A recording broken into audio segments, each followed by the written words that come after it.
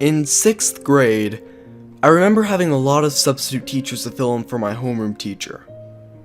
While my 6th grade homeroom teacher was very nice and smart, he had a somewhat weakened immune system, and therefore got sick a lot, and a lot of substitute teachers had to fill in for him. I honestly can't remember all the substitute teachers I've had, but I do remember Miss Wayne. She was just as good as my homeroom teacher, and she always made sure everyone in class was working, but was also enjoying the day. There was also Mr. Elon, who was very out there and enthusiastic. He would crack jokes and always make sure everyone was having fun. And there was Mrs. Viridian, who was old, cranky, and for every day she was filling in, she yelled at every kid who made the slightest of mistakes. She always thought that boys were up to something all the time, so she flipped out on boys more than girls. But there was one substitute who was very different from the rest. He only filled in for 1 full week, and we never saw him again. He, believe it or not, actually made me question all existence. His name was Mr. Cottard. It was April 8th, 2002. Me and my other classmates started filling the classroom as we sat down in our desks with our books sitting in front of us. I remember looking up and seeing a man writing something on the blackboard. He turned around and next to him were big white letters reading Mr. Cottard. Mr. Cottard was tall and just slightly overweight. He had a bald head with a slight stubble. Alright class, my name is Mr. Cottard. I will be filling in for Mr. Glenn as he isn't feeling very well at the moment. This wasn't really that surprising. This had happened numerous times over the year, substitute by substitute introducing themselves in nearly the exact same way. They would say their name and explain that Mr. Glenn was sick and couldn't come in. But after Mr. Cottard introduced himself, my classmates and I were honestly kind of curious as to what this new substitute might have to offer. Because we have never seen him at that point, and we never saw him filling in for other teachers in the school, so it was obviously his first time. But our curiosity was then later replaced by sighs and bored moans, as Mr. Cottard said that he doesn't mess around and that he expects us to work. Listen class, don't get excited because I don't mess around, and I will expect you to work.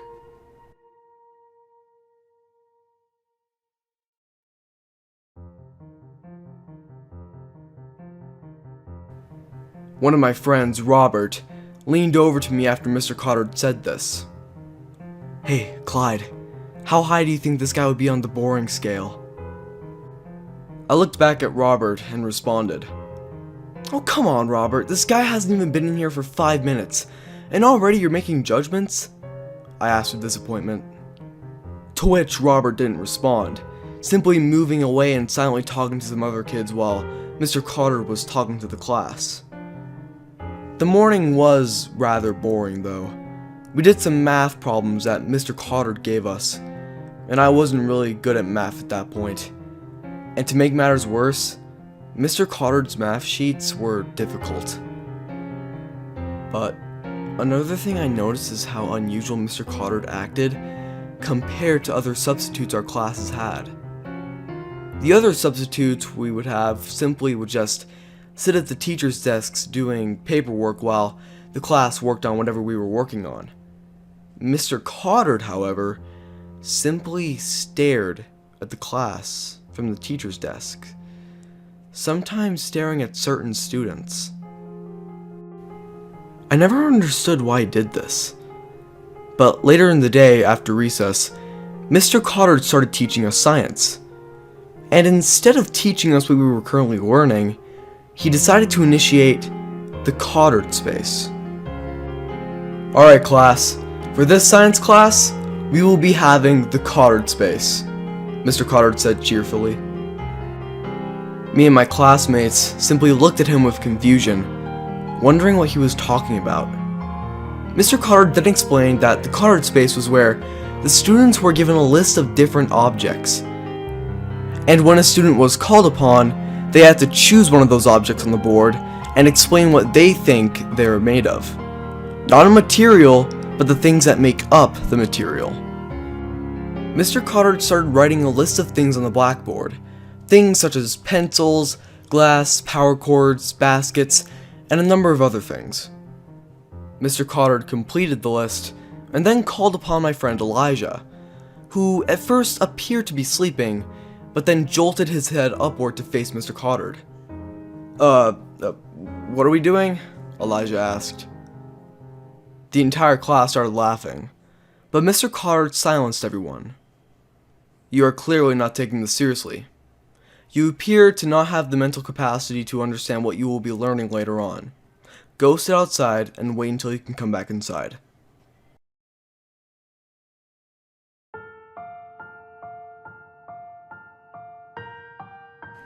In silence, Elijah left the room without hesitation, which is something unusual for him to do.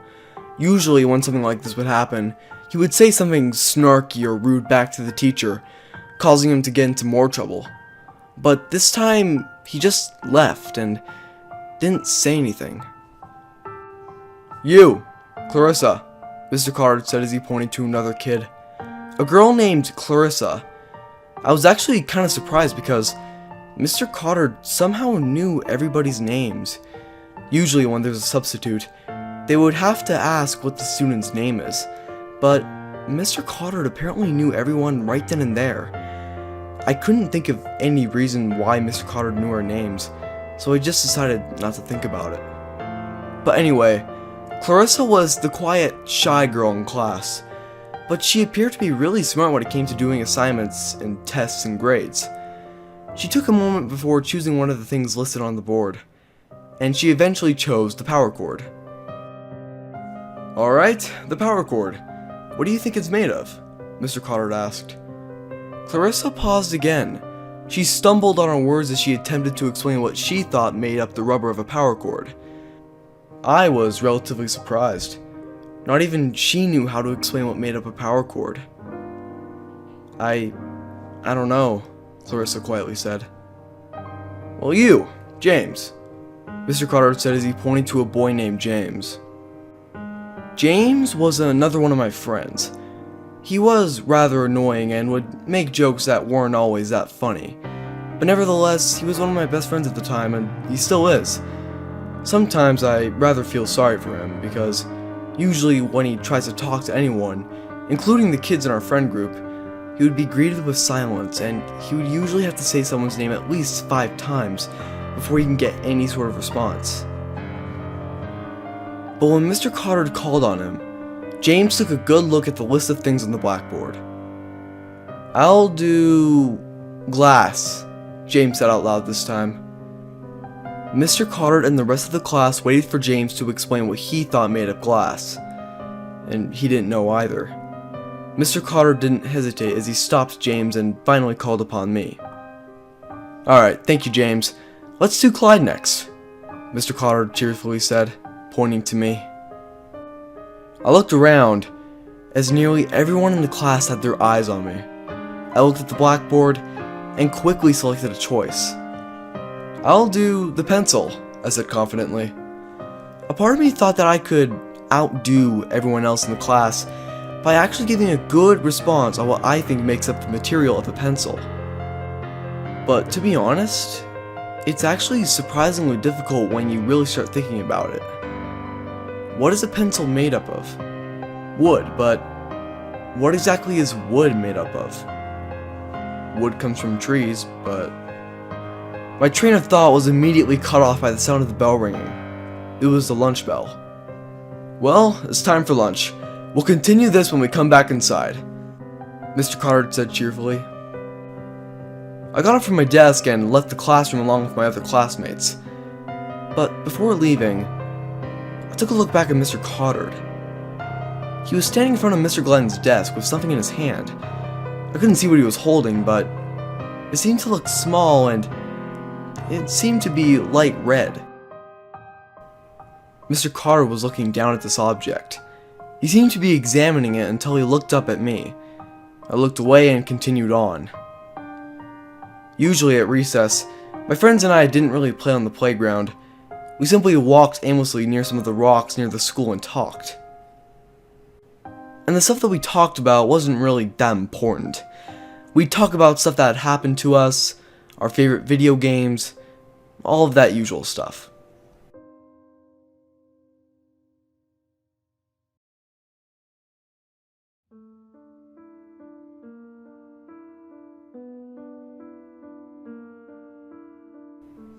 But today, my friends and I dedicated our entire conversation to Mr. Coddard.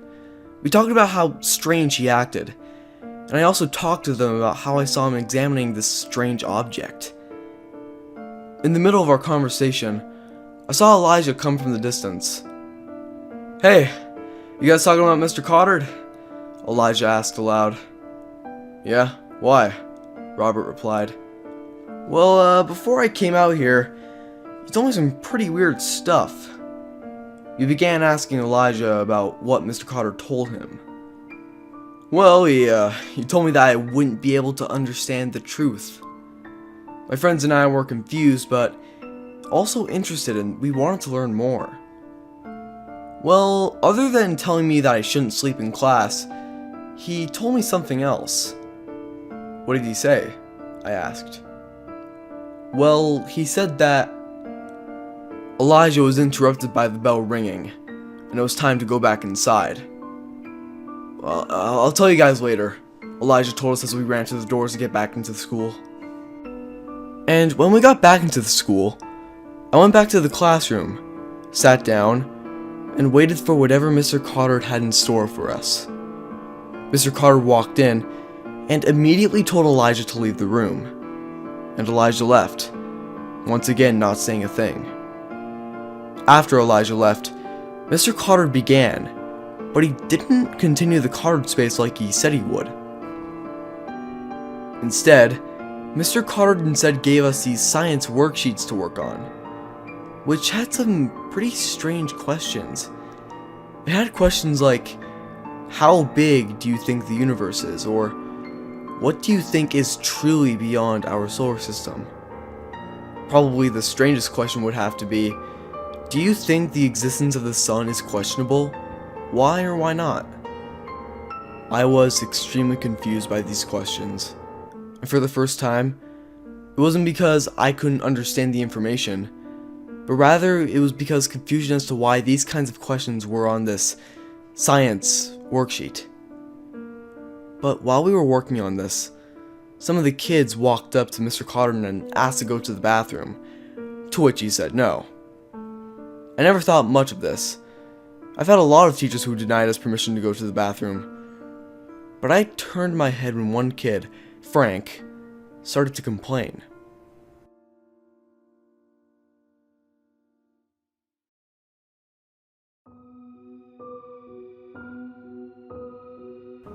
"Come on, Mr. Coddard, I really need to go. It's an emergency," Frank pleaded. Mr. Coddard sighed. "No, you cannot go to the bathroom," Mr. Coddard said in a quiet but slightly irritated tone. "Why?" And then Mr. Coddard yelled something that my other classmates and I would never expect. "Because the bathroom isn't real!" Everyone was silent for a second, and then some kids started laughing to themselves. "Everybody quiet. Continue with your work," Mr. Coddard commanded in an angry tone. Everything was pretty normal after that, but the shock and confusion still lingered. While undoubtedly pretty hilarious, why did Mr. Coddard shout, "The bathroom isn't real"? But eventually school ended, and I walked home. While walking, I looked behind me and saw James catching up to me. "Hey, Clyde!" James yelled, quietly panting as he slowed down. "Hey James, that was a pretty weird teacher today," I explained. "Yeah, totally. But it was kind of funny when he said the bathroom wasn't real," James replied. We both laughed and then parted ways. I then got home and eventually went to sleep. It was an interesting day, and one part of me actually hoped that Mr. Cotter would come back and say some more weird and funny things, while the other part of me just wanted Mr. Glenn to come back. But overall, it was a relatively interesting day. But little did I know, this was only the beginning of what was to come.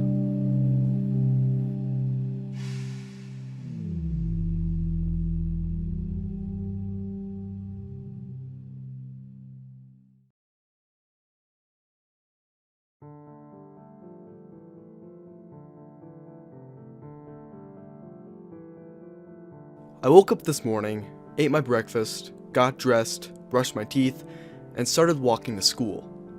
And while I was walking to school, the only thing I could think about was how weird yesterday was. Our substitute teacher, Mr. Cotter, was much different than the other substitute teachers I've had. To put it simply, he was weird, especially when he yelled out that the bathroom isn't real. I sighed, hoping that Mr. Glenn already recovered from his sickness and that I can finally forget about that weird substitute. When I got to school, I waited for the bell to ring so we can go inside. While I stood on the tarmac waiting, Robert ran up to me. Hey Clyde, did you hear? Mr. Cotter is subbing for Mr. Glenn for the rest of this week. What? I replied in disbelief, with my hopes of being able to forget about Mr. Cotter disintegrating. There's no way Mr. Glenn is that sick, I continued. Yeah, well, apparently he is. But hey, we get an interesting week out of it, Robert responded. Yep, you got that right, I quietly said as Robert was sniggering to himself, quietly repeating what Mr. Cotter said the day before about the bathroom not being real. The bell rang, and we all went inside. I walked to the classroom with my other classmates and noticed that what Robert told me was right. Mr. Glenn was still sick, and Mr. Cotter was sitting at Mr. Glenn's desk doing some paperwork. I sat down and waited patiently for class to begin, as all of my other classmates talked loudly. Mr. Cotter got up from Mr. Glenn's desk and got the class's attention. Everybody quiet, Mr. Cotter commanded. Today we'll be working extra hard, but if we work hard enough, we can do another Cotter space. The class sighed, but Mr. Cotter didn't say anything about it. He simply went over to his desk and handed out worksheets to all the students. And like the previous day, the questions on this worksheet were rather strange. There were questions such as, what do you think started all existence, and what do you think you will see after you die? But the last question really stood out to me. Do you believe in God? I sat back in my seat. How was I supposed to answer that? Yes, I do believe in God, but not in the kind of way in which I would go to church every Sunday and pray every night before bed. I just believe in God, and that's all there is to it. I looked over at Robert, and he looked just as surprised and confused as me. Hey Robert, you on the last question? I asked quietly, hoping that Mr. Cotter didn't hear me. Yeah, it's just...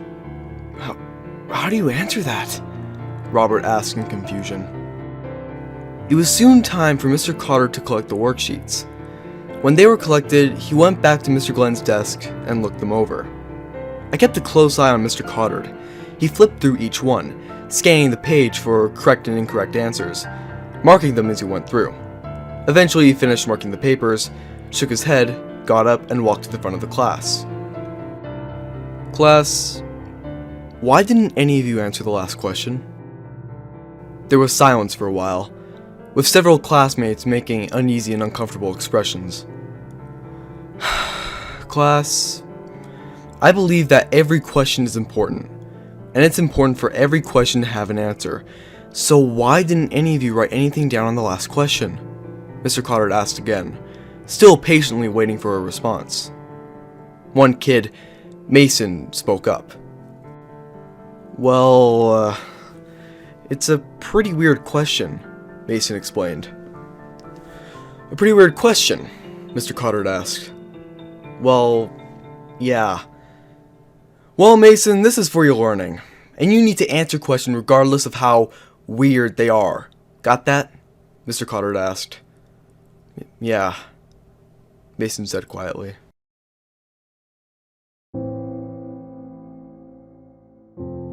Mr. Cotter simply looked at us for a second. He shook his head, then spoke out. Well, class, let's just have another Cotter space.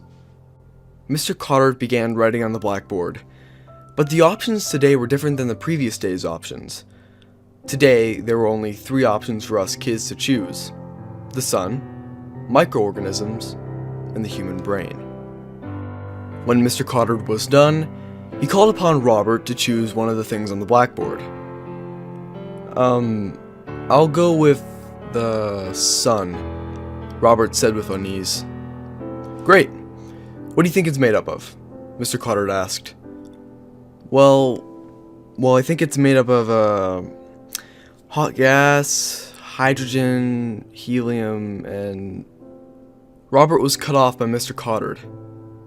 Wrong, Mr. Cotter said with a serious tone. What? Robert did just list off some of the things that actually do make up the sun. But why was Mr. Cotter telling him he was wrong? It isn't made up of any of those things. I personally think that the sun isn't made up of anything. It doesn't exist. Nor does any microorganism or the human brain. Nothing exists, Mr. Cotter explained calmly. At first, everyone was silent, but it was eventually broken with laughter. What? So nothing exists? Mason yelled over his laughter. This guy is delusional, I swear, Robert added. Mr. Cotter looked at the class and then turned his head over to me, seeing as I was the only kid who wasn't laughing. He shook his head and went over to Mr. Glenn's desk. Class! Mr. Cotter yelled. Surprisingly, the laughter slowly came to a stop. I honestly didn't expect that because they probably would have kept on laughing. But I guess they were thinking that he would say something else funny. Turn your heads away from my direction, and do not turn them back until I say so. Everyone in the room complied, and some were giggling, anticipating Mr. Cotter's next comedic action. But I didn't. I kept looking in Mr. Cotter's direction. I saw him open a drawer, and he pulled out what looked like to be the same red object I saw the previous day. But this time, it was blue instead of red. The object was a cylinder shape and had a white button on top of it, and a black, sensor-like circle on the bottom. Mr. Cotter looked at me, and pointed, mouthing at me to look the other way, but I just kept looking at him. He simply shook his head and raised the blue object above him, with his thumb on the white button and the black circle facing our direction. My eyes widened, primarily in confusion as to what was going to happen. Mr. Cotter pressed a button and told us that we can look back. My classmates immediately began looking as if they were confused. Some had their hands and fingers on their temples, and some were wheezing and groaning, as if they had just woken up. And I started getting a headache, and noticed changes in my vision. I became confused and started rubbing my temples. I began to sweat, and it was around this time when some of the kids began passing out on their desks. But I didn't notice. I was too confused to even know where I was. And then, everything went black. I slowly opened my eyes. How long was I out for? My head was pounding, and I looked at the clock and noticed that it was 12:24. It was almost lunchtime.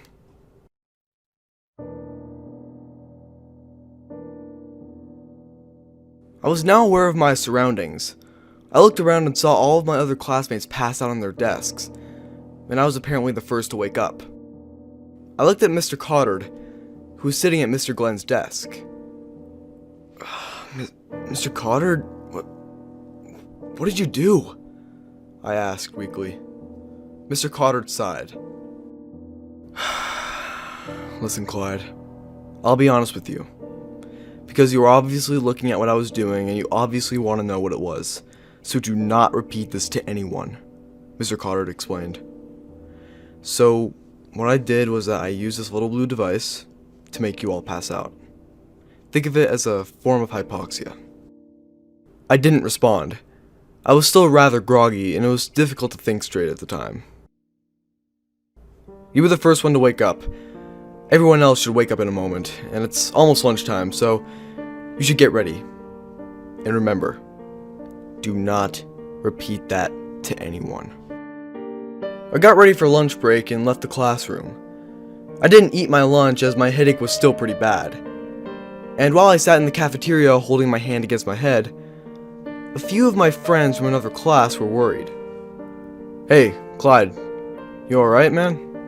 I rose my head a little and noticed that my friend Jason, along with a few of his other friends, were looking at me with concern. Clyde, seriously, did something happen in your class before lunch? Jason asked again. Jason and his friends were from another class in our grade, so he didn't know anything about Mr. Carter and what he did. But I knew I couldn't talk about it, so I just explained that I just had a bad headache. Oh well, I hope you get better soon, Jason explained in relief, now thinking it was just a headache, even though he was completely oblivious to what happened earlier. After lunch break, we had afternoon recess. My headache had actually gotten a bit better by then, but I still just ended up sitting on a bench most of the time. While sitting on the bench, I noticed that some of my classmates started coming out of the school building. A few of them, James and Robert, came up to me. Hey, Clyde, do you know what happened? Robert asked with his hand on his head. Yeah, man, this headache's killing me, James added. I took a deep breath. I can't tell you guys, I said firmly. James and Robert just stood there for a second. What do you mean you can't tell us? Robert asked. I said I can't tell you guys. Just don't ask again, I explained. Well, fine. Man, what got into you? Robert asked as he and James walked off. I sat on the bench for a few more minutes, until I saw the principal out supervising. I thought I can trust him. He has more authority than Mr. Cotter after all, and he's overall someone I can trust. And after a few moments of hesitation, I finally got up and walked up to the principal, Mr. Ross. Hey, Mr. Ross, I need to tell you something, I explained. Sure, Clyde, what is it? Mr. Ross replied. So, we have a substitute who's been filling in for Mr. Glenn and, well, he knocked all of us out before lunch. I saw Mr. Ross's eyes widen as he listened further to what I had to say. He took out this little blue device and told us to. I was cut off when I saw Mr. Ross's head jerk slightly, and his eyes rolling to the back of his head. Mr. Ross just stood, unresponsive, making slight jerking motions. Mr. Ross, are you okay? I asked in concern. Mr. Ross didn't respond in any way. He just continued to act this way until his eyes finally returned to their normal position, and he smiled. Clyde, don't worry about it. We'll handle it, Mr. Ross said reassuringly. He then walked off. I found this strange because normally when something bad happens, Mr. Ross is usually very tense and serious, but now he's calm and reassuring. I slowly went back to the bench and sat down on it, still trying to comprehend what just happened. This wasn't normal. Something strange was going on, and I continued to think about it until the bell rang, signaling that it was time to go back inside. I got up, went back into the building, and went back to my classroom. I sat down on my desk and looked around, and some of my classmates were still relatively confused, and some still had their headaches, but luckily mine has died down quite a bit, so I didn't dwell on it too much. I watched as Mr. Cotter wrote something on the blackboard, and he turned around to face the class, revealing the word existent written on the blackboard. Alright class, I'd like you to define the word existent for me.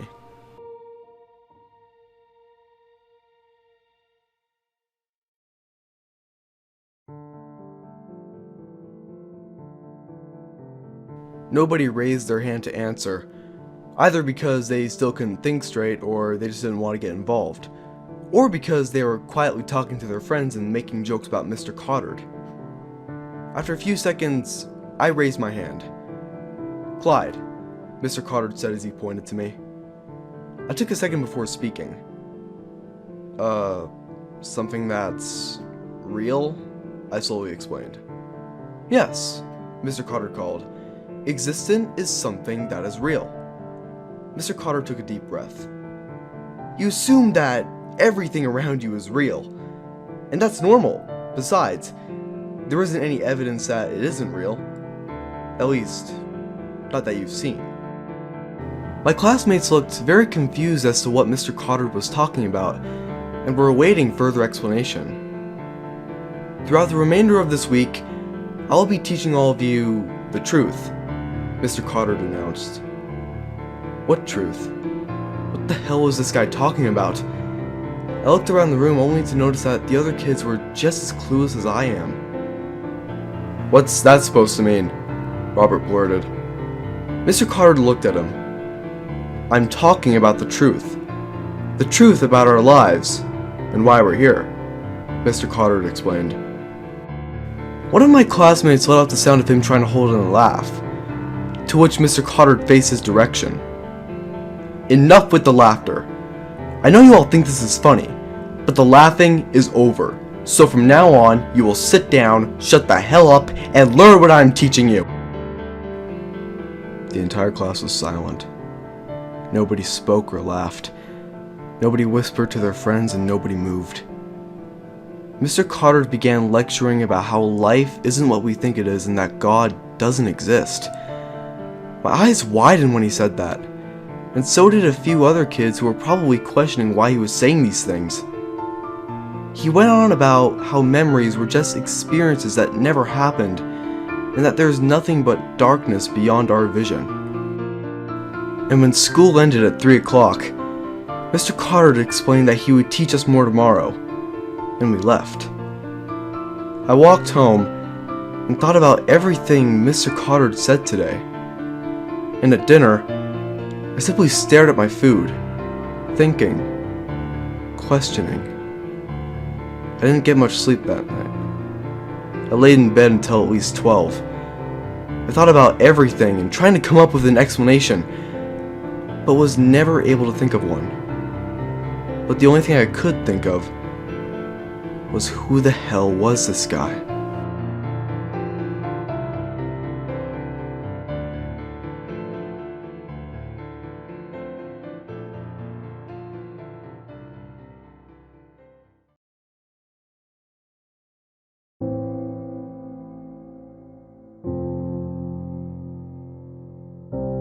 My eyes slowly opened to the sound of my alarm clock blasting its loud beeping noise into my ear. The clock read 7 o'clock, the time I'm supposed to wake up to get ready for school. But due to the little sleep I got last night, I found myself unable to rise from my bed for at least 15 minutes. I still haven't forgotten about what happened the previous day, and I sighed at the fact that Mr. Cottard was staying for the remainder of the week. But I ended up telling myself not to worry. It was Wednesday, 3 more days to go, and I could forget that Mr. Cottard even exists. Unfortunately, 3 days still felt like an eternity away from me, especially when most of what Mr. Cottard did today was lecture us about how nothing was real. Everyone simply sat in their seats and blankly stared at Mr. Cottard, still in a state of disbelief that he was saying all of these things about how God doesn't exist, and all of us are nothing but an illusion. Part of it felt insulting. The way he said that we aren't real and how our fondest memories never happened felt very blunt, but the rest felt strange and confusing. He ended up giving us a worksheet like the previous 2 days, but this time it only had 5 questions.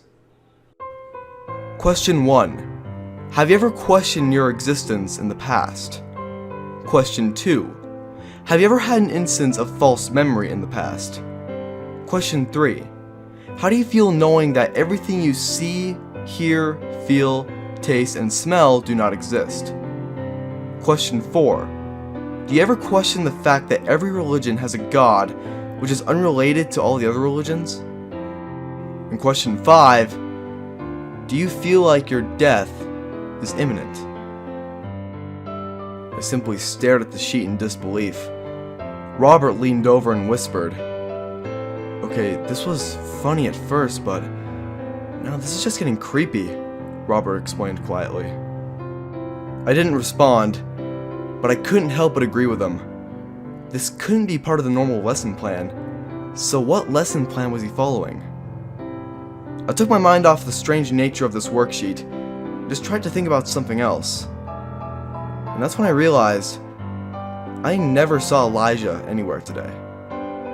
Yes, he hasn't been allowed in the room by Mr. Cotter, but normally I'd see him sitting out in the hallway before class, sometimes asking what's going on in the class, but this morning I didn't see him anywhere.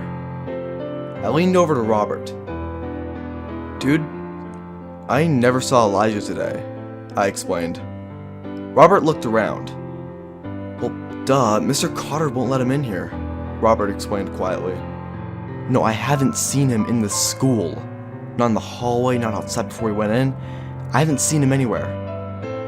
A look of concern grew on Robert's face, realizing that he too hadn't seen Elijah anywhere. "Should we tell Mr. Cotter?" "I don't know, I mean, he could have just ditched, but based on how weird this week has been so far, it might be because of something else," I explained quietly. Robert and I agreed to walk up to Mr. Cotter and ask where Elijah was. As we approached Mr. Cotter, I noticed him examining a VHS tape. I looked at the tape before speaking, and the tape had a sticker on it with black writing. And it read this: "Immobile Dispenser Instructional Video, TTC." I looked at it for a few more seconds, confused as to what it meant, until Mr. Cotter turned around to see me and Robert standing behind him. "What are you boys doing? Go back to your desks," Mr. Cotter commanded. "Mr. Cotter, Robert and I just noticed that Elijah apparently didn't come to school today." "Elijah is fine. Now back to your desks," Mr. Cotter commanded again, this time a little louder. "Well, how do you know he's fine?" Robert asked. "Elijah's location and current state does not concern you boys. Back to your desks," Mr. Cotter yelled. Robert and I didn't respond. We looked and noticed that everyone in the class was looking at us. We slowly walked back to our desks and continued to stare at our papers, asking ourselves what the hell was going on. Lunch came and passed, and Mr. Cotter began lecturing us about how our blood and internal organs don't exist, and that our bodies are just hollow shells. I zoned out during this lecture, wondering where Elijah was and just wishing for this day to be over. However, I zoned back in when I heard a loud bang on one of the desks. Mr. Cotter was angrily looking at Mason, following a presumably stupid question he had asked. "You don't get it!" Mr. Cotter yelled. "All of your thoughts are simply a substitute for emptiness. Your brain doesn't exist. It's a hollow shell. Your thoughts mislead you into thinking that there's something there, but there isn't!" Mason was speechless. He couldn't say a word, probably due to the nonsense that Mr. Cotter was talking about. He simply couldn't think of a comeback. And personally, I don't blame him. The confusion and anxiousness that this week has brought on so far has been very hard to swallow. So myself and probably everyone else has been having trouble coming up with a good comeback to Mr. Cotter when he yells out this nonsense, especially when you include all the events that occurred in the past few days. Eventually, school ended, and Mr. Cotter ended his lecture. As I left the classroom, I remembered the VHS tape on Mr. Cotter's desk. Mr. Glenn had VHS tapes visible and would play them to the class on some occasions, but I find it highly unlikely that Mr. Glenn would have one that had a mobile dispenser instructional video written on it. As I was walking through the hallway to leave the school, I stopped and thought about it. I wondered what was on that tape. Maybe it was something that can help explain these strange lessons that Mr. Carter has been teaching us. I thought about going back to the classroom and taking it when he wasn't looking and run home. I could invite some friends over and we could watch it on my VHS player, and hopefully get some answers about what was going on. But I decided it wouldn't be worth it and continued for the exit. But I stopped again, and I couldn't resist. I started walking the other direction, back to the classroom, in which I noticed Mr. Carter leaving the room in the distance and walked past me. Now was my chance. I entered the now empty classroom and walked over to Mr. Glenn's desk. I didn't see the tape on his desk, so I looked in the drawers. I found it in the third drawer I opened, but I also saw other tapes. Some had memory removal device and vision blur device, all of which were followed by instructional video. However, I only grabbed the mobile dispenser tape, I put it in my bag, and left the room. I walked past Mr. Carter in the hallway. He didn't seem too suspicious, but even then, I tried to avoid making eye contact. I left the building and ran home. When I got home, I ran upstairs to my room where my VHS player is, but I was stopped by my mother. "Hey Clyde, why are you in such a rush?" my mother asked. It took me a second to think of a response. I have a project I need to work on with James and Robert. I'm just gonna call them over and we'll work in my room. "Oh, okay, well, I'll call you when dinner's ready," my mom replied. I called James and Robert and told them to come over immediately, explaining that I may have found something that may just give us a better idea of what's going on. They arrived promptly, and I led them up to my bedroom, where I had my VHS player. "So, Clyde, what did you find?" James asked as he and Robert entered my bedroom. "Well, I saw something on Mr. Carter's desk earlier today," I explained. I opened my backpack and pulled out the VHS tape for James and Robert to see. "A mobile dispenser instructional video? What does that mean?"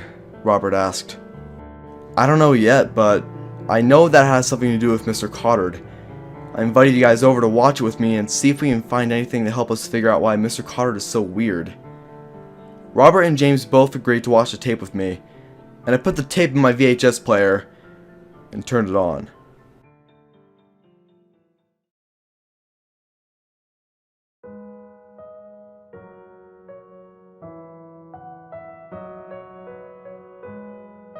The video started with a black screen, with white text reading, "Copyright 1998 to 1999, The Truth Corporation, TTC."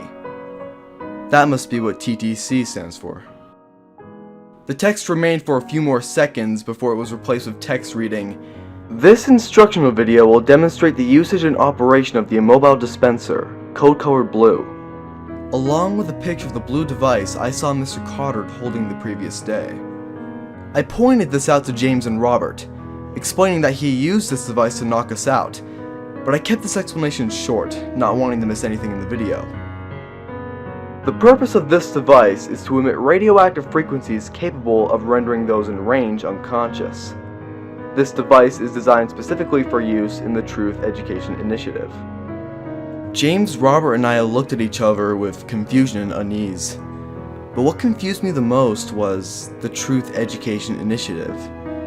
I wondered if this was a separate curriculum that Mr. Carter was teaching, because what he was teaching couldn't have been part of the original curriculum. But I was still clueless as to why he would need to teach this stuff. The scene changed to a stick figure holding the blue device in its hand, with text instructing the viewer on how to use it. The mobile dispenser, like other devices in its family, can only be used in any circumstance in which the students are not looking at the device. In the event that a student sees the device or you holding it, please dial. A phone number was listed, with the area code 720, which happens to be the area code for where I live.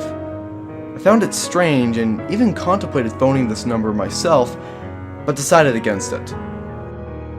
Hold up the device, with the sensor facing the students, and press the white button to release the frequencies. You may have to hold the device up for up to 3 more seconds after pressing the button to fully release the frequencies. It was when we were reading that text when we heard a loud knock on the door. Just as a precaution, I ejected the tape and shoved it back into my backpack. I told James and Robert to stay back while I saw who was at the door while my mother answered it. My mother answered the door, revealing 2 men, each in black suits and gloves, as well as having similar haircuts. "Hello, ma'am, we are from the TTC," said one of the men. I was shocked and went into a slight panic. What if they found the tape? And what are they going to do with me if they find it? "Well, what is the TTC and why are you here?" my mother asked. "Who we are and why we're here doesn't concern you," the other man explained. "We need to take this situation to your son, Clyde Phillips if I'm not mistaken." This was when I ran back to my room and told James and Robert that the 2 men from the TTC had come, likely because of the tape. Before James and Robert could go into a panic, I told them not to say a word and act natural. I went back into the hall to listen in further. "What are you talking about? My son would never steal from anyone. You have the wrong house," my mother yelled. "Well, we have orders and we need to ask your son a few questions." "No! I will not let you interrogate my son like he's some wanted criminal." "Well, you don't have that choice."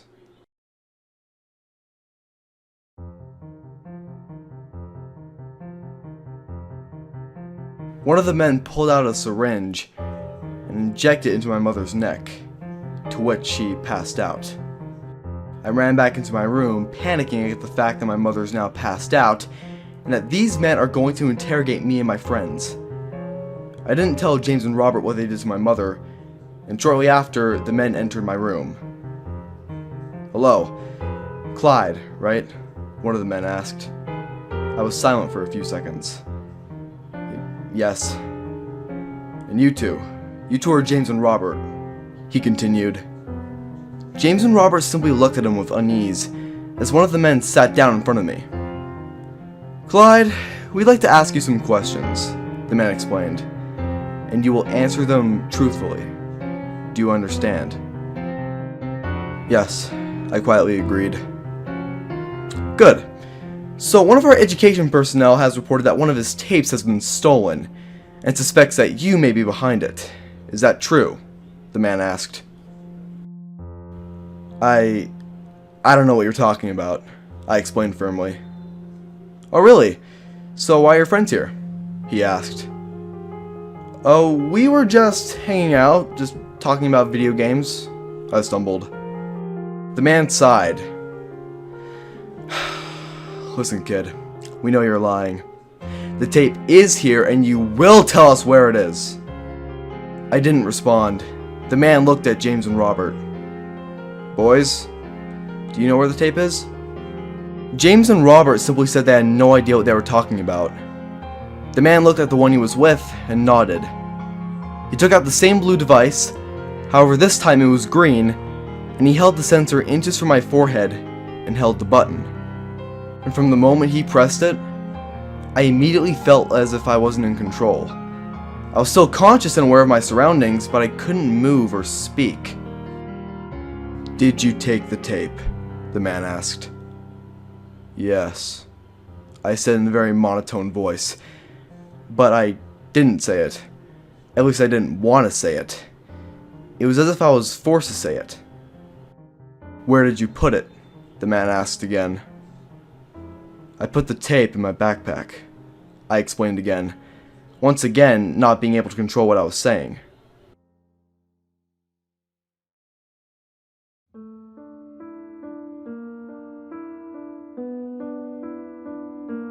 Still holding the sensor to my head, the man leaned over and dug his hand into my backpack and pulled out the tape.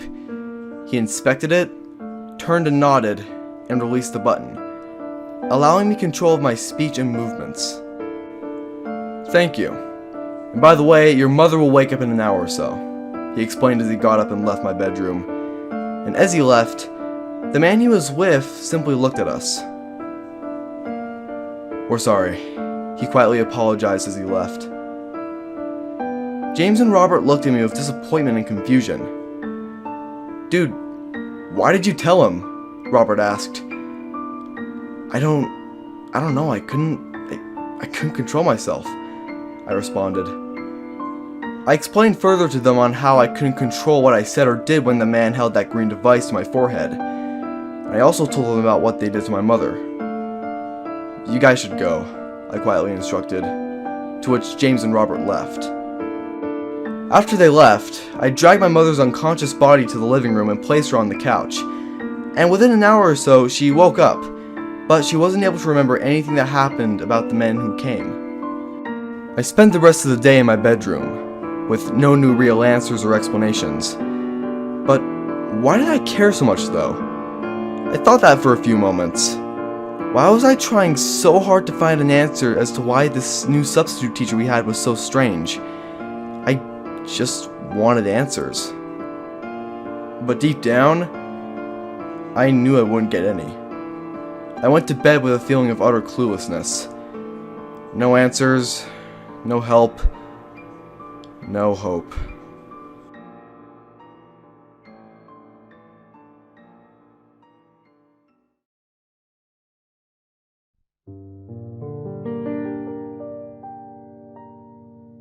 I woke up to the sound of my alarm blaring in my ears. I slammed my hand on the snooze button and rose to a sitting position. "Another day of Mr. Cottard," I muttered to myself. After getting dressed, eating breakfast, and brushing my teeth, I walked to school. I got to school and waited on the tarmac, waiting for the bell to ring. I sat down on a bench, staring out into the horizon, asking myself why this week was so strange, and just trying to rule out any other possible explanations. As I was sitting, I was approached by Mr. Cottard, who was supervising, and I noticed that Robert and James were both accompanying him. "Clyde, I'd like to see you for a moment," Mr. Cottard explained. Without saying a word, I got up from the bench and followed Mr. Cottard into the building with James and Robert, who were also silent. We went into the classroom where Mr. Cottard sat in his desk. "So, you boys took a videotape from my desk?" he asked. We didn't answer. "That's fine. I know you boys did it. You don't have to say anything. But do you know how much trouble both me and you are in because of this?" Still, no answer. "You know your friend Elijah, right?" Mr. Cottard asked. My head rose in curiosity. We haven't seen Elijah for a few days, and I almost forgot about him. "What about him?" I asked. "He was caught telling kids in other classes about me, saying how I was weird, insane, among other things. He was placed in the extended program. We couldn't have him spreading information to other classes." The extended program? What was that? This just added to the seemingly never-ending list of questions. It was starting to become overwhelming.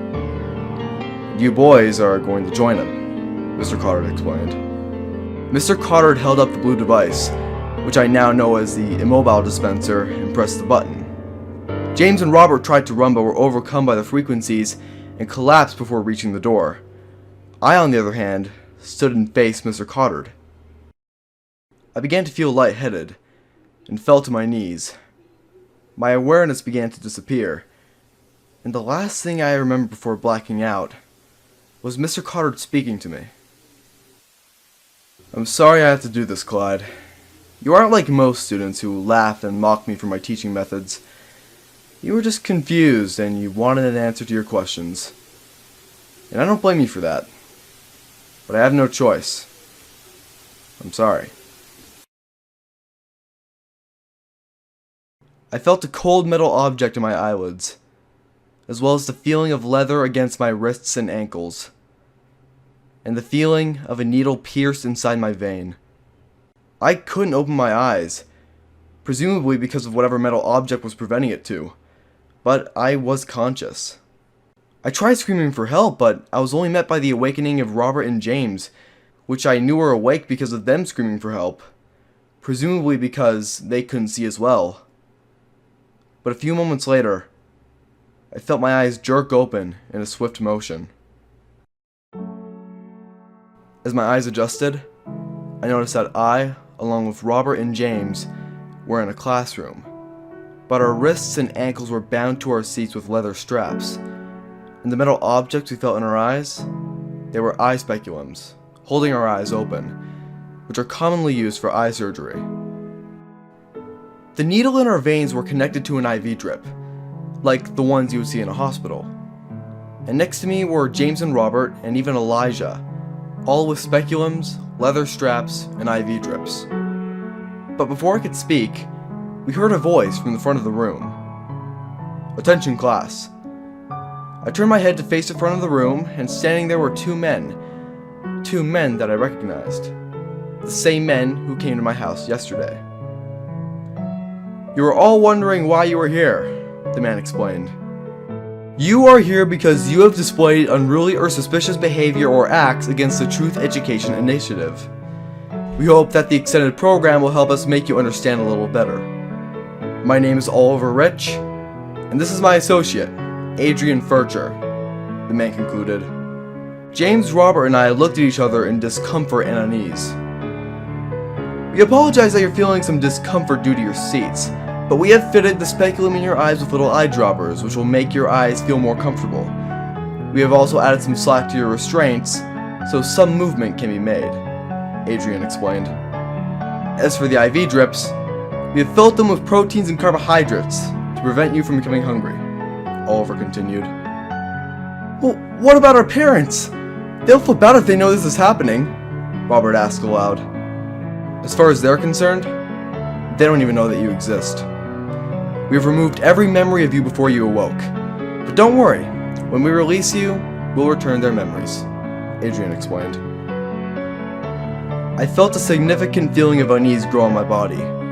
I feel uncomfortable with the cold metal of the speculum in my eyes. I feel uncomfortable with these restraints. I feel uncomfortable in general. Adrian and Oliver explained that until Friday, we would be taught from 9 p.m. to 3 a.m., and when we weren't being taught, they would close our speculums and use the mobile dispensers to knock us unconscious. "Do any of you have any questions?" Oliver asked. No one spoke. Oliver looked at Adrian and nodded. "Very well. Let's get started on learning the truth." We saw the door at the side of the room open to reveal Mr. Cottard. He walked to the front of the room as Oliver and Adrian left and shut the door behind him. Mr. Cottard simply looked at us for a moment, and then spoke. "Hello, class."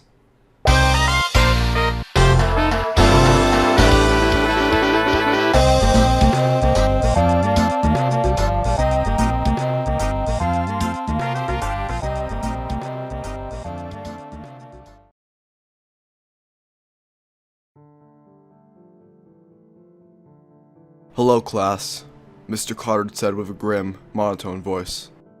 Like Oliver and Adrian said, you were here because you were being unruly in class and displayed suspicious activity, which resulted in you being sent to the extended program. But another thing I should mention is that you are not in your school building. You are inside TTC headquarters, Mr. Cottard explained. "The Truth Corporation?" I yelled aloud. Mr. Cottard looked at me and took a deep breath. "That is what TTC stands for. But I cannot disclose where exactly this building is, but I can tell you that it's far away from home," Mr. Cottard continued. I looked over at James, who seemed to be hyperventilating. He looked very uncomfortable due to the restraints, and the speculum in the IV drip didn't help. "Please, I don't want to be here. I just want to go home," James sobbed. Mr. Cottard ignored James' cry for help and continued. "But it's time for you all to learn the truth," Mr. Cottard announced. I expected him to go into another lecture, denouncing religion, denying the existence of anything that came into mind. But to our surprise, he turned on a smartboard on the wall behind him. A smartboard is an interactive whiteboard with a projector to display a computer screen. It has a touch screen that allows people to interact with the contents on the screen. These were introduced back in 1991, but unfortunately my school couldn't afford them. Mr. Cottard turned on a computer on the desks next to him. and a projector for the smartboard. The projector slowly revealed a picture of the human brain, including an optic nerve which connected to the eye. Now, you may remember me saying that the human organs do not exist, which they don't. But they do exist in the sense that they allow you to see, feel, hear, smell, and touch, Mr. Cotter explained. We were silent, confused as to what Mr. Cotter was referring to. Allow me to explain. When you look around you, you assume that everything you see is still there even when you look the other way. But that isn't true. Instead, when you turn your head, everything in your field of sight is generated based on what you've seen there before. Sort of like how a computer works, Mr. Cotter explained again. This didn't really help us understand either, so Mr. Cotter left the room, saying that he would be back in a moment. He came out, rolling in a wheelchair with a shaved man in a hospital gown sitting in it. He stopped at the front of the room and turned the wheelchair to face us. Class, this is test subject number 23, Mr. Cotter said as he stood next to the wheelchair. Test subject 23 used to be a psychologist, but he was nice enough to donate himself to the TTC after discovering that his life wasn't real, and that everything around him was being generated. I took a good look at the man. He looked conscious, but didn't seem aware of his surroundings. He had a blank expression, as if all the life has been sucked out of him. Before any of you say anything, yes, he is alive, yes, he is conscious, and he is able to see, Mr. Cotter explained. I'll be demonstrating what he will see when the things around him aren't being generated. Mr. Cotter took out a yellow device, held the sensor to the man's head, and pressed the button.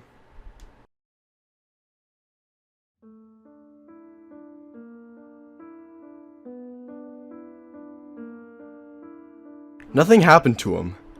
At least, nothing we could see. Mr. Cotter put several electrodes all over the man's head, and hooked it up to a machine which connected to the computer. The smartboard began to display what seemed to be a live feed of the man's vision, with me, Robert, James, and Elijah visible in the feed. This is what test subject number 23 is seeing right now, Mr. Cotter explained. But let's see what happens when we tell him to look the other way. Mr. Cotter looked at the man and spoke. Face left, Mr. Cotter yelled.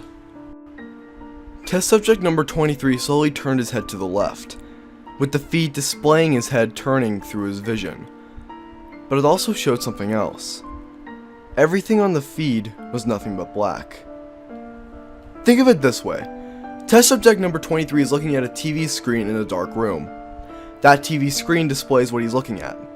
But when his vision isn't being generated, the TV doesn't move along with his eyes, Mr. Cotter explained. I was skeptical on the legitimacy of this, and so was Robert as he leaned over and spoke to me. Dude, this has to be fake, Robert whispered. Mr. Cotter overheard this and yelled at him to be quiet. Without saying a word, Mr. Cotter took out the yellow device again, held the sensor towards the man's head, and pressed the button. We watched as the darkness on the screen slowly transformed into the feed of what the man was seeing while looking the other way. As you can see from the live feed, everything that we see is generated whenever we look a different direction. Without this generation, we'd only be able to see things that we saw while the generation was still active, Mr. Cotter explained. What's causing this generation? Elijah asked in unease. It is caused by the certain properties in the property model of artificial existence. What's that? I asked in confusion. Mr. Cotter paused for a moment, and then provided an explanation. The property model of artificial existence is a group of properties that are the sole reason as to why you are all able to think, see, feel, hear, and more. Mr. Cotter held out the yellow device he used on the test subject.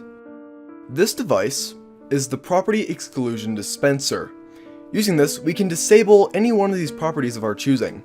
So for example, we can disable the property that allows you to feel, hear, and see.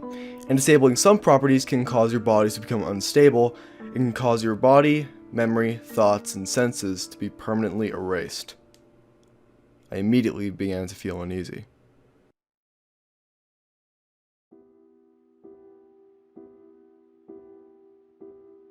I looked towards Robert, who looked very uncomfortable with everything that's been happening. But James, however, he began to hyperventilate again, squirming and kicking in an attempt to free himself from his restraints. I don't want to be here. I just want to go home. Please. Let me out of this place, please. James began to relax himself and slumped into his seat, sobbing. Please. Let me go. We were silent. I felt really bad for James. He was always the type of kid who would begin to panic when being presented with a situation this overwhelming.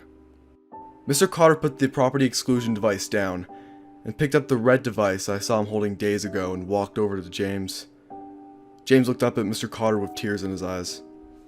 This device is called the Truth Engravement Dispenser. This device will force you to understand and accept that your life and everything around you isn't real. While the other dispensers are painless, this one is, unpleasant at best, Mr. Cotter explained. Every thought, every memory, every belief, every opinion, violently torn out of your brain. James started to panic again. He started kicking his legs, which would push against his restraints. I'm sorry I had to do this, Mr. Cotter muttered. Mr. Cotter held the Truth Engravement Dispenser sensor directly at James's forehead and pressed the button. And immediately after he pressed it, James stopped kicking, but began screaming out in pain as what seemed to be green particles emerged from his forehead and were sucked into the device's sensor. After which red particles began to emerge from the sensor and went into James's forehead. The sound of James's screaming was unbearable, yet heartbreaking. When he stopped, he looked around, as if he didn't know where he was. He didn't say anything, he just looked around the room. James, are you real? Mr. Cotter asked. James paused for a moment. No, I'm not real. Mr. Cotter nodded, and pulled out the immobile dispenser and knocked him out. What did you do? Robert asked with unease. Mr. Cotter looked at him. I told you. I engraved the truth into James. He no longer believes in reality. But we only use this method as a last resort, Mr. Cotter explained. I looked at him with disgust. A last resort? Why would you even do this? It's completely barbaric! Mr. Cotter cut me off. You don't understand, Clyde. Everything you know is real is a lie. It's a vision. There's no such thing as space. There is no such thing as a human body, and there is no such thing as God. I am here to teach you the truth that's been hidden from you, so you will shut your goddamn mouth and learn. Mr. Cotter removed James's restraints, IV, and speculums. He brought him up to his feet and led him out of the room, shutting the door behind him. Robert, Elijah, and I were silent. I didn't even know what to think anymore. I started thinking that we were going to be here forever. Our arms and legs secured, with our eyes forced open, constantly listening to Mr. Cotter's bullshit. After what felt like an eternity of silence, Robert spoke. You know how it said that God created us in his image? He asked. Elijah and I looked at him. Well, if that's true, then why would God's image include somebody who openly denounced his existence? Robert believed in God, but like me, he's not the kind of person who goes to church, but he did believe in God nonetheless. So him saying this kind of thing surprised me. What are you talking about? I asked. What if Mr. Cotter's right? What if God doesn't exist? Robert explained. I looked over at Elijah, who was agnostic, meaning that he believes that there's no proof to confirm the existence of any God. Elijah simply looked the other way, not wanting to get involved.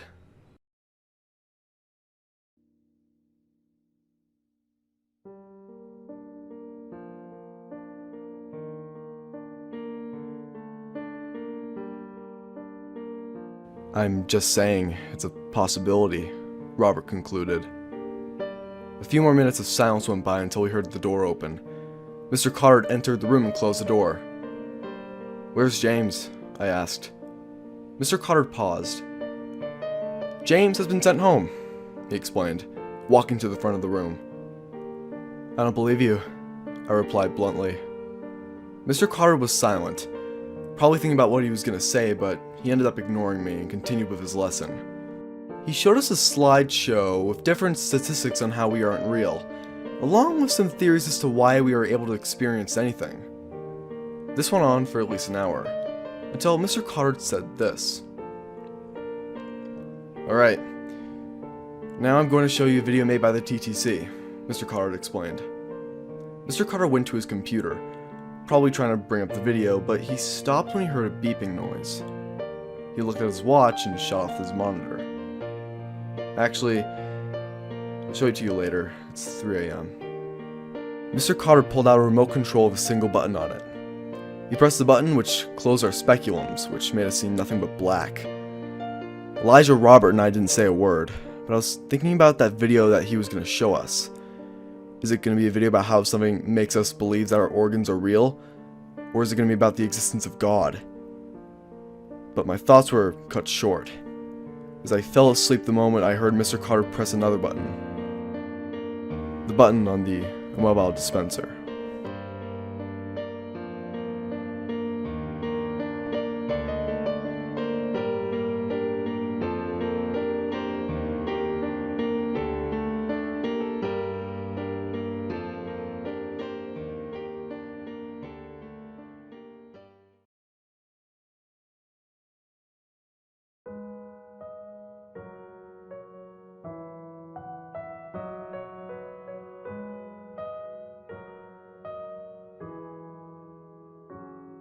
When I woke up, I was in a good mood.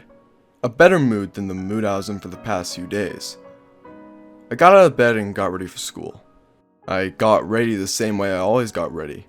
I get dressed, make my breakfast, brush my teeth, and then I leave for school. But today it felt like I was going somewhere else. A place where I can just relax and leave all my woes behind. I looked at my surroundings while walking. It was a beautiful day. Not a single cloud in the sky, and the breeze was gentle and cool. But then I felt something which caused me to stop. I felt some invisible force tug onto my shirt, and then I started levitating. I was surprised and began to panic a little bit, wondering what was happening. But I didn't panic for long, as the cool breeze and my slowly rising body somehow comforted me. I rose higher and higher into the air, and looked upon the horizon. I was still wondering what was happening, but decided not to dwell on it, and to enjoy the peaceful nature of whatever was happening. I don't know why I was so relaxed. After I was decently high in the sky, I noticed my vision change. Everything started to be replaced by a bright light that faded in and filled my vision. After a few seconds, my vision returned to normal and I examined my surroundings. This isn't where I was before. I looked up and saw the gates to heaven. Part of me felt uneasy. If I was in heaven, doesn't that mean I'm dead? I walked up to the gates and they slowly opened for me. I walked in and saw a figure. Could this be God? As I got closer, I was able to make out the figure in greater detail. It wasn't God though. It was someone else. The closer I got, the more it became apparent. It was Mr. Cotter.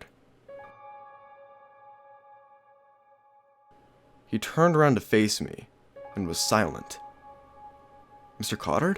I asked in disbelief. "What's going on?" I didn't get a response. He just continued staring at me. I began to hear a ringing sound that got louder and louder, and my surroundings slowly got more and more distorted. Mr. Cotter stared at me for a few more seconds and finally spoke. "Life's short. It's an illusion." I woke up to the mechanical sounds of my eye speculums opening. It was all a dream. I looked around and saw Robert and Elijah sitting next to me, strapped to their chairs with their eyelids forced open. Nothing had changed. I saw Mr. Cotter standing at the front of the room. "Alright, how'd you all sleep?" Mr. Cotter asked. Nobody responded. Alright, well anyway, I'm gonna show you that video now. Mr. Cotter went to his computer and brought the video up on the smartboard. This video is an interview that the TTC did with a man who discovered the truth, Mr. Cotter explained.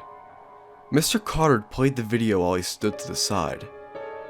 The video started with a black screen until it cut to a man sitting in a chair in an empty room.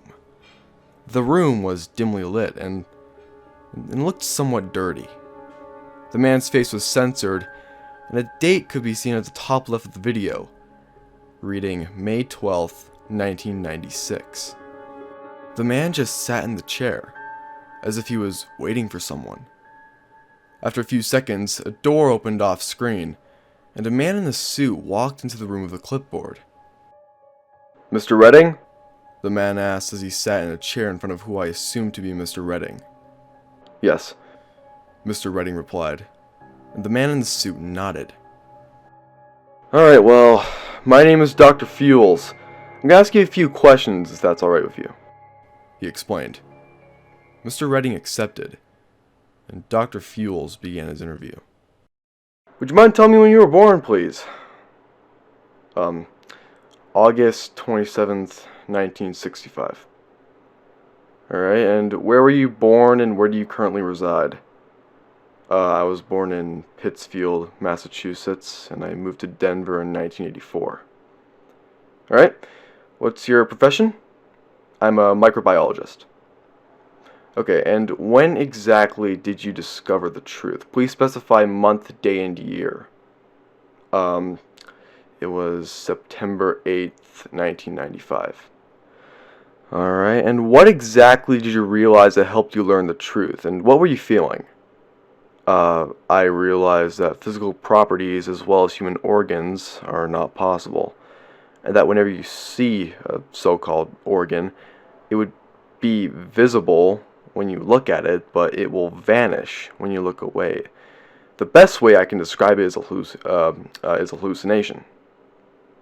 Alright, and what were you doing when you realized this? Well, I was studying an organism, and I looked away for a moment and looked back, and it seemed to have disappeared. But it reappeared after a few seconds. I mean, I suppose you can think of it as some type of lag, I guess. Has this realization affected your psychological condition at all? I wouldn't say it has. I mean, it was a little bit confusing and strange when I first learned the truth, but, I mean, that's all really. Dr. Fuels asked a few more questions and finished the interview. He thanked Mr. Redding for his time and the video ended. Mr. Cotter stood at the front of the class and simply looked at us. He knew. He knew that we wanted to get the hell out of there and go home. But I think that a part of him emphasized with us. We were physically uncomfortable, our limbs were restrained, and our eyes were being forced open. It wasn't a fun experience. I turned my head to look at Robert, but he wasn't there. I was confused. Where was he? He wasn't let out at any point. I simply stared at the empty seat where Robert was before, and somehow, miraculously, after a few seconds, he reappeared out of thin air. My jaw dropped.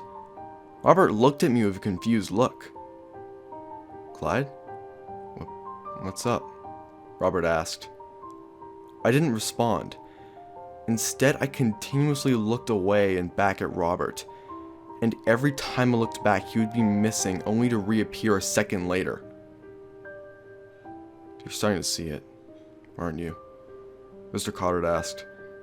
I looked at him with unease, and struggled to gather my thoughts. I don't understand," I muttered. What the hell is happening? I turned to Elijah, who seemed to just be staring into space. "Elijah? Are you okay?" Elijah slowly turned his head to face me. I saw him open his mouth, and said something I would never forget. Clyde, your brain. I don't see it. I was rather disturbed after he said that, but I asked him to elaborate more. Your skull, it's just hollow. You don't have a brain. And all of your other organs are disappearing one by one. He had to be messing with me, right? He had to be. I looked at Mr. Cottard, and he just let out a sigh. Elijah is seeing through your skin and bones. It's likely because of deterioration in one of the visual properties. But that's just what we think right now. We're still studying it, Mr. Cottard explained. No, this can't be happening. I'm dreaming. There's no way everything that you've been saying for the past week is real, right? I asked with an unsteady voice. But before Mr. Cottard could respond, I felt a sharp pain in my gut. I couldn't really explain how it felt. It was a pain that you couldn't really comprehend. I struggled to let any sound out, and Mr. Cottard noticed this. He pulled something from out of his pocket, a dispenser that was white. He held it toward my stomach, and I passed out.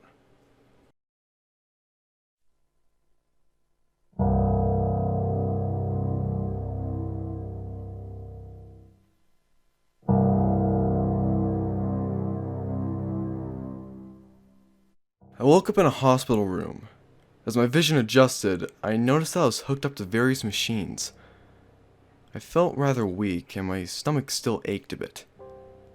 After a few seconds, I saw the door open, and saw a familiar face. Oliver Rich. He was one of the businessmen who came to my house and spoke to us when we first woke up at the TTC. "Hello, Clyde. How are you feeling?" he asked me as he entered the room and stood beside the bed. What happened? I asked. Oliver began to explain. "Something happened to you, Clyde. Something that we have never encountered before. That pain you felt in your stomach was actually your stomach dematerializing. But we were able to recover it." I was stunned. This was insane and scary. "So, my stomach was disappearing?" I asked. "Yes, it was. Why was it disappearing? Well, it's not very well understood. And it had never happened until now. We have teams researching this as we speak." I had nothing to say. I didn't know what to believe anymore. One part of me realized that everything Mr. Cottard had said was right. But on the other hand, I refused to believe that my entire life had been an illusion. "Look, I understand you're going through a lot at the moment, but for your own safety, we're going to give you this." Oliver reached into his pocket and pulled out the white dispenser, similar to the one Mr. Cottard had used on me. Oliver handed it to me and began to explain. "This is the physical property recovery device. To use it, hold the sensor bar towards the disintegrating area and hold the button down for 3 seconds. We strongly recommend that you take it." I took a closer look at the device and looked back at Oliver. "What if anybody asks about it?" I asked. "We'll handle it," Oliver responded reassuringly. Oliver looked over at a clock in the room. It read 3:15. It was around the time that we would have been dismissed from school. Oliver looked back at me. "Oh, looks like it's time for you to go home," Oliver explained as he brought out an immobile dispenser and held it towards my forehead. Oliver uttered one last thing before he pressed the button, though. "Have a good weekend." And then everything went black.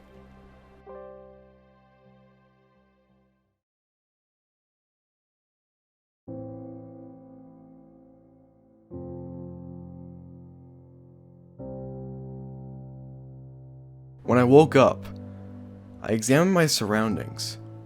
I was in my room. I was relieved to be out of that hellhole I was in for the past week. But the things I learned stuck with me. I looked at my bedside table and saw the property recovery device sitting on it. I picked it up and just looked at it. I still didn't want to believe that nothing was real, and knowing that any part of my body could disintegrate at any moment was terrifying. From that point on, I kept my recovery device on me at all times, and to avoid having to talk about everything that had happened, I always kept it hidden. I never saw Mr. Coddard again. Mr. Glenn returned the following week, and as for Robert and Elijah, they seemed noticeably quieter as usual in class. They felt rather distant and a bit disturbed. They eventually did go back to their old selves, but the memory still remains. It took me a few weeks to fully believe that reality itself doesn't exist, and it took me even longer to accept these facts. As for my mother, she was okay when I returned home. She didn't seem to remember anything about her being rendered unconscious, and didn't have any memory of seeing Adrian or Oliver. As of now, I'm 30. This all happened 18 years ago, but it's still fresh in my mind. I haven't had to use my recovery device yet, but I still have it on me regardless. I'm also suspecting that the TTC is spying on me. It seems that whenever I go to a public place, there is a man in a business suit occasionally catching a glimpse of me from afar. I suppose this is to make sure I don't tell anybody about my experience, but, I personally don't care at this point. People always seem to be looking for the true meaning of life, an answer to the question that's been on the minds of nearly every human being. Why are we all here? Is there a purpose for existence? Is there a reason? Well, 18 years ago, I found that answer. And it's simple. There is no existence. Everything you know, every memory you've recorded, every belief, thought, and idea is all fabricated. If you haven't been convinced by those around you, don't worry. You'll soon find out for yourself. Everyone will soon find out for themselves. Everyone.